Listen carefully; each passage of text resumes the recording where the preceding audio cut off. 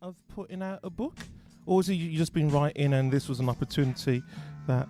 No, it was written with the purpose of it being a book, only because I don't believe that the poems would exist the same way outside of the book. They like breathe better together. So they're kind of contingent upon each other. So when I had the initial idea, like last summer, to write a book, I had the theme in mind. I had no idea what the actual poems would be. I kind of let it marinate for a few months. And then I started kind of getting serious with it maybe like 4 months ago. And then I just kind of knocked it out. Sin and virtue, what is that? What does it talk about? What is the narrative? What are we exploring? So the way I kind of frame it is I say it's like this poetic exploration of the tug and pull between our inner angels and demons. I think most people can relate to feeling sometimes like they are kind of being pulled between, you know, they can't trust the quote unquote voices in their head. That was what I was really struggling with. And for me, it felt like I kind of exist on the ends of spectrums, it feels like. So either it's all good or it's all bad.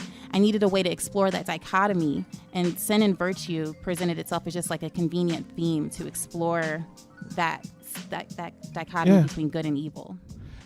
So the poem that I want to read, it's called Throwaway Days. So this one is for the sin sloth, because what I did in the book is there's a poem for every sin and there's a poem for every virtue. Then there are these little like episodic narratives in between that kind of create its own story and kind of weaves everything together. So this one was about my tendency, a habit that I have, and I think a lot of people have, where we create these like these plans, and we, you know, sometimes they can be like super elaborate. We have this goal in mind that we want to execute, and we create these plans, and then we tell ourselves starting tomorrow we're going to start it, you know, and then something happens that next day. Absolutely. You wake up in the morning, something goes wrong. You're like, you know what? We're just going to start it tomorrow, you know, and you just keep pushing it off, you know, because it has to be perfect, or for me, it was either it's like perfect or it's nothing at all, you know? So quickly, a lot of these sins that you're addressing, you subject to as well. Oh, yeah. Okay. Because that's why I had to write it, because I was struggling with it. I was struggling with the push and pull. I was feeling like I was kind of being flung between, you know, quote unquote, the inner angels and demons. Yeah. And so I needed to explore that just for like my own mental health. And I thought it's probably relatable to a lot of people, which is why I thought, you know, enough of it to put it in a book. This is one that I struggle with a lot. So it's called Throwaway Days, and I'll just go for it. Today does not count. Today is suspended somewhere in space, far from the stifling grasp of logic and reason. Nebulous and weightless, today is unburdened by scruples, goals, direction. Today spreads itself out on plush cushions and wipes phantom sweat off its brow. Today, don't bother with ascension, spiritual or physical.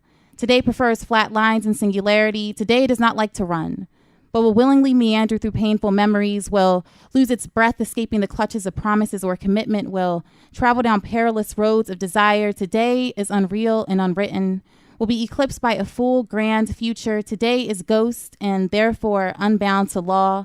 Today loves itself some me, feels I'm raw, untethered yet unmoving, reliable. Today markets itself a need, a prerequisite to marvelous transformation, promises me a purge will cleanse my soul, a binge will rid me of desire. Today asks to be spat upon, begs for the worst of me, assures me that this is self-care, not self-harm. This evening is apocalypse, the end of this life soiled by too many todays, so we throw one last glorious hurrah full of debauchery. Then, tonight is my death. Arms folded peacefully over my chest, I offer myself back to the universe. She scoops me up, dusts me off, and wipes me clean. Together we discuss what I want in the next life, draw a blueprint for my existence, and high-five each other. And as the process of reincarnation begins, I close my eyes and prepare to start anew, because tomorrow is day one. The catalyst to everything I have ever desired. I will meet tomorrow with scrubbed and perfumed skin, engage in small talk eloquently. I will walk with grace and be free of obscurity. I will be wife material, so we will be married, and he will make all of my dreams come true. That is until 4 p.m., when we will divorce because my polish is starting to wear off and perfection is boring. I will sink into the ready arms of today, who doesn't want to change me. Today wants my nasty, loves my makeupless face and undone hair. Tomorrow expects so much of me. Today knows I'm nothing more than this. Tomorrow wants my pretty. Today is cool with my ugly. Tomorrow wants me censored. Today likes my wicked words. Tomorrow wants to make footprints in the sand. Today prefers the warm dent in my bed.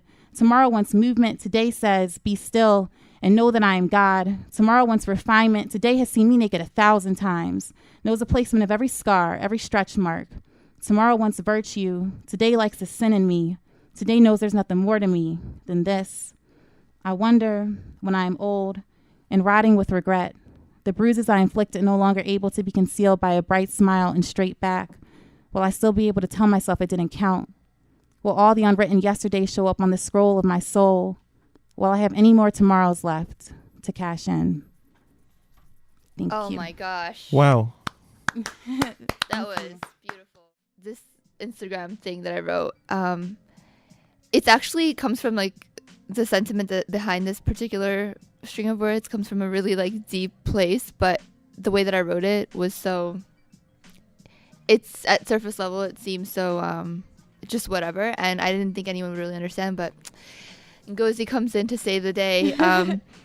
It was about how if I were to start a scholarship, you know this idea of when someone makes it, when anyone really makes it like financially or career-wise, a thing that people, sometimes successful people do is start scholarships for causes they care about. And sometimes I find myself thinking like, what does making it look like for me? And I've never been one to, I care about a lot of different things and issues, but I've never really thought, hey, I'm going to start a scholarship fund for this specific group of people from Idaho who like, want to go to college. I've just never had a pull towards that. And I used to think a lot about why like, do I not have a specific concrete cause like that? But at the same time, I do care about so many different things. And anyway, I wrote this thing, just a few sentences, was that if I were to start a scholarship, it would be the amount of a plane ticket from the country, the place where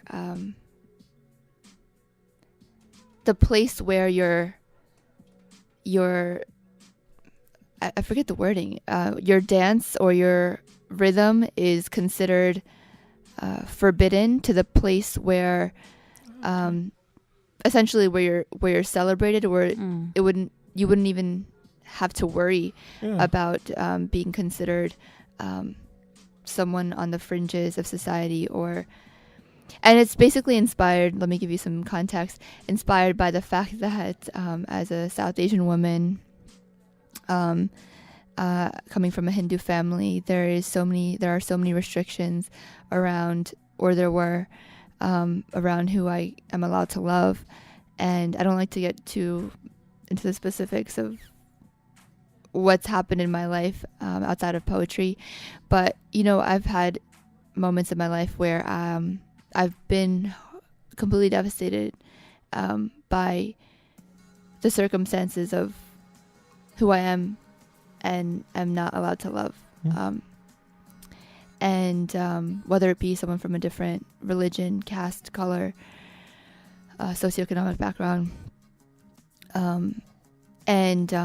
So for me, that this idea of, if I want to help someone else, when I've made it, when I've come out of this struggle, then it will look like helping that woman who, has dared to love like a slumdog, and a lower caste boy, and wants to live out that love, but is trapped by her circumstances, by her family. My scholarship would look like the amount of a plane ticket from that place to her paradise. Yeah. So that was a long split. Actually, I'm kind of glad that you brought that up. I'll do like a fun one. This one is called "Breakups for Girls." I think you've heard of it. No. You're shaking your head. I like the title. All right. They say that breakups for girls look like staying in bed for weeks on end, a pint of ice cream, and long calls with your closest girlfriends, followed by rebound relationships until you found real love again. Well, it's been about 15 months since my last love. 15 months since my last kiss, and on the off chance I sent you a winky face in my DMs, it was only after I thought about it at least 15 times, so don't meet me at sloppy love. Because I take pride in the sort of relationship hygiene that allows the next person to love me on a clean slate. That if you taste my lips, there will be no chance of you tasting I miss him. That if you hold me, it's not because I needed saving from the falling. That if I love you, it's not because you're nothing like my ex, but because who is my ex? I don't have much of a memory of him or any guy in my DMs. I like that. Thank you. I'll do reflections on masculinity. I think actually, you know what? I like that. I like that title. All right. Yeah, I like that. Our tears. But you know what? Actually, I'm going to share a newer one. And is this an exclusive? This is the first time I've actually performed this. Yay. I've only done it for video. Boom. Yeah. So, you know what? It's the first time I'm performing this. All right. And it's called If I Truly Wanted to Create Something. And, you know, maybe I'll explain after I share it. Okay. What it's inspired by.